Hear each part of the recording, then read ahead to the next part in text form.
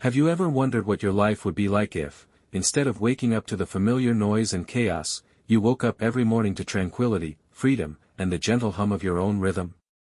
Here is Helen. She was 67 when she did something totally out of the blue that surprised her friends and even shocked her children.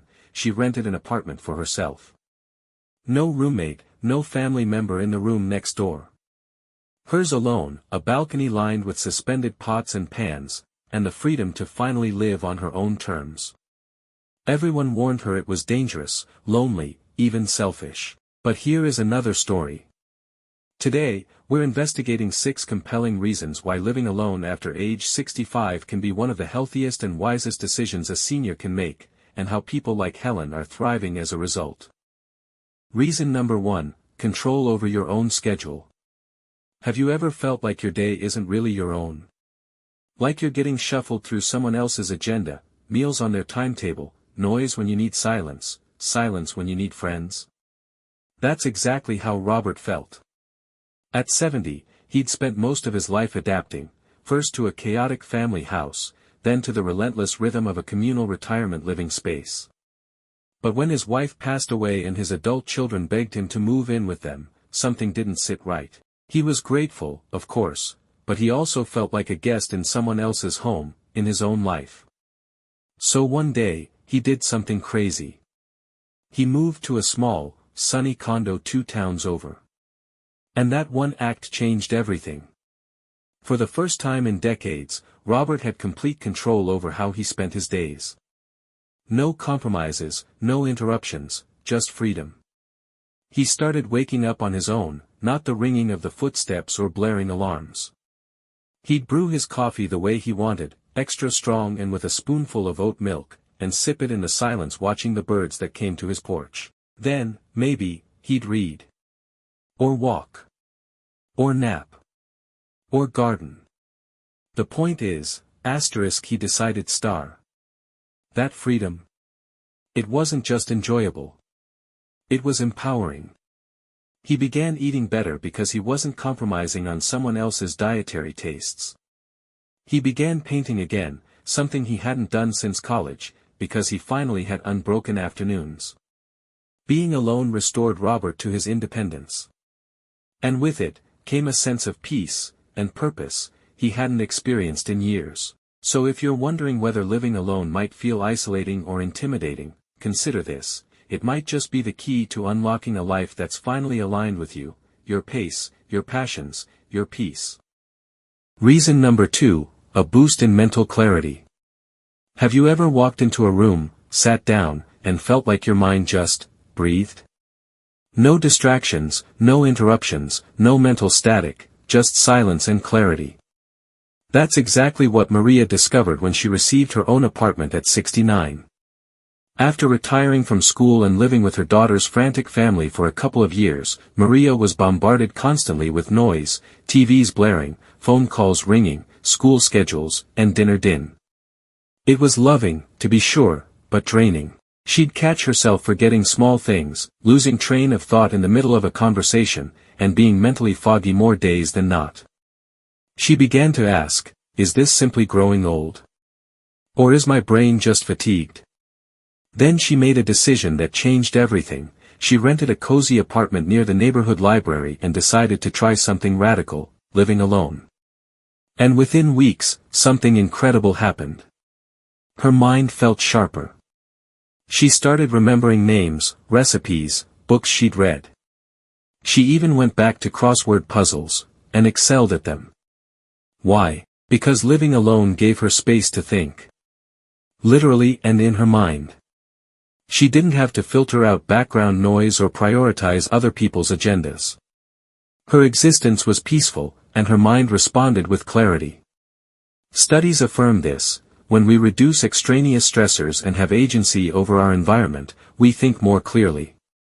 We focus better. We think harder. We remember more. Maria describes it like this: it's as if my mind stopped running a marathon and finally had a chance to walk and look around. So if you're wondering whether living alone might feel too quiet or even boring, maybe that's exactly what your mind needs. A little quiet. A little space. A fresh chance to think clearly and fully again. Reason number 3, reconnecting with yourself. When did you ever do something simply because you wanted to? No regrets, no apologies, no other person's schedule to accommodate. That's the question that haunted Linda's mind after she turned age 66. She wore 100 hats throughout much of her life: wife, mother, caregiver, friend, volunteer.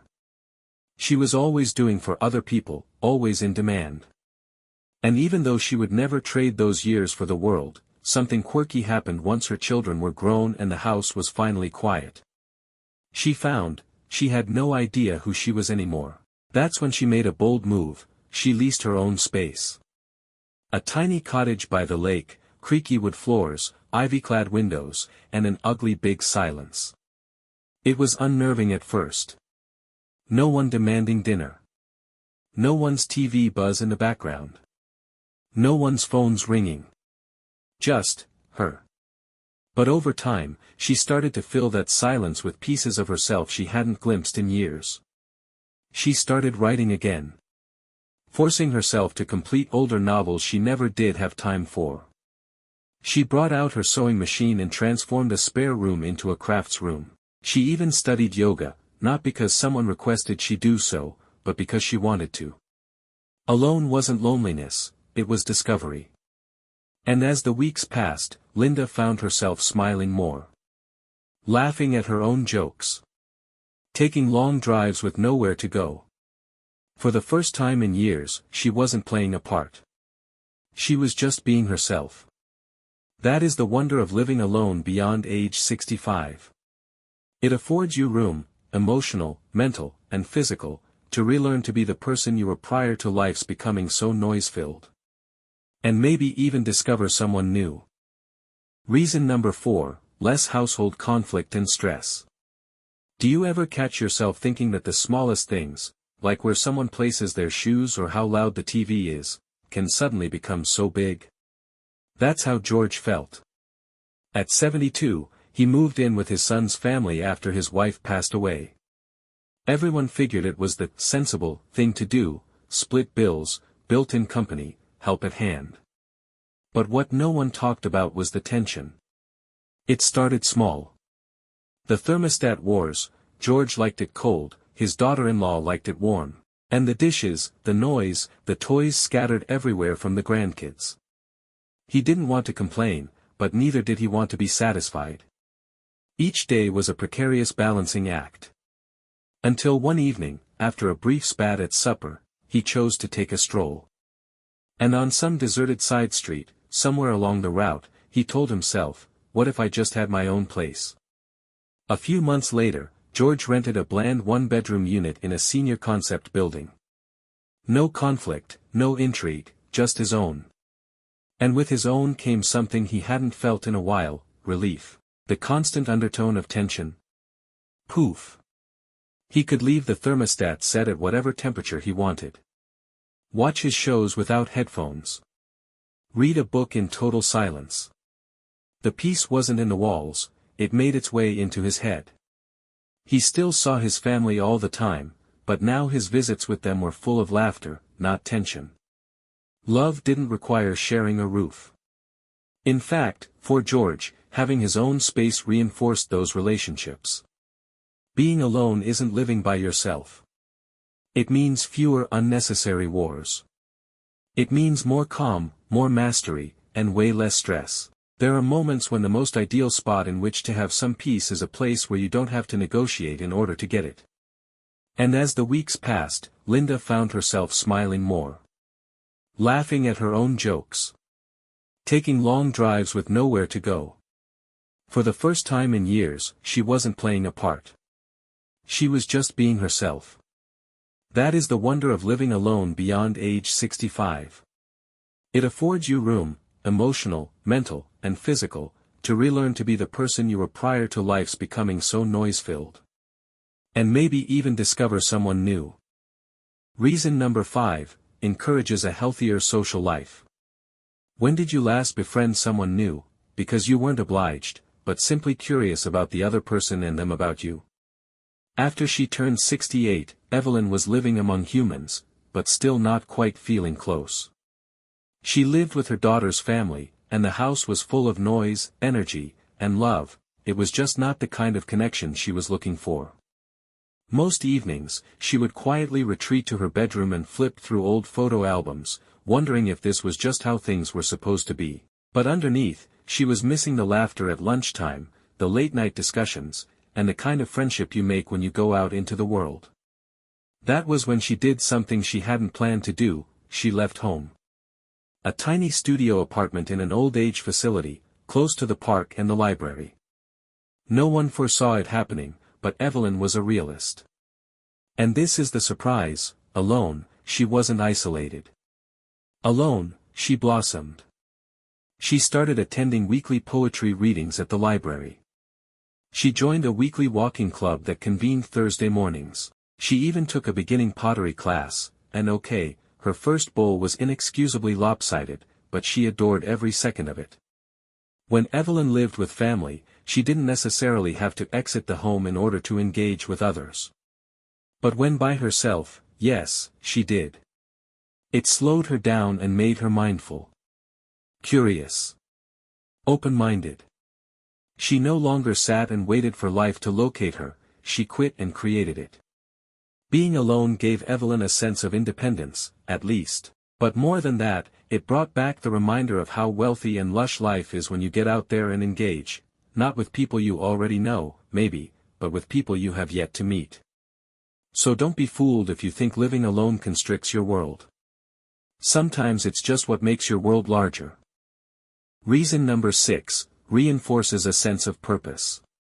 What makes you get up in the morning, not because you have to, but because you want to? That was the question Frank wrestled with when he retired. For over 40 years, he was the guy to call. A factory manager, a father, a husband, a friend who always had the right tools and the right advice. But when the work ceased and the house was quiet, Frank was pacing back and forth in the kitchen one morning, standing in front of the coffee pot and muttering, "Now what?" His days crept by. Without purpose. He was still residing with his eldest son, but something inside him was in stasis, like he was waiting for life to give him something to do once more. That's when he made a bold, spontaneous move.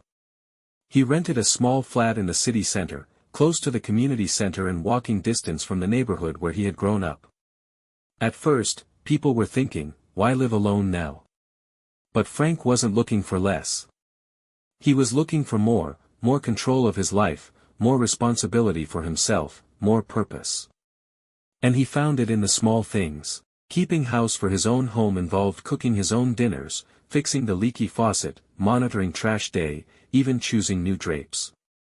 It might sound mundane, but every choice was his. Every day felt meaningful. He even started helping out at a neighborhood repair cafe, instructing younger individuals in how to fix old lamps and radios. It gave him meaning. To show up. To give back. To be of use. Frank says it himself, living alone didn't make me feel alone. It made me feel alive. That's what people don't understand. Living alone after 65 isn't about room, it's about meaning. When you're in control of your life once more, you discover what it is to be important. To give. To belong, not to a house, but to your own story.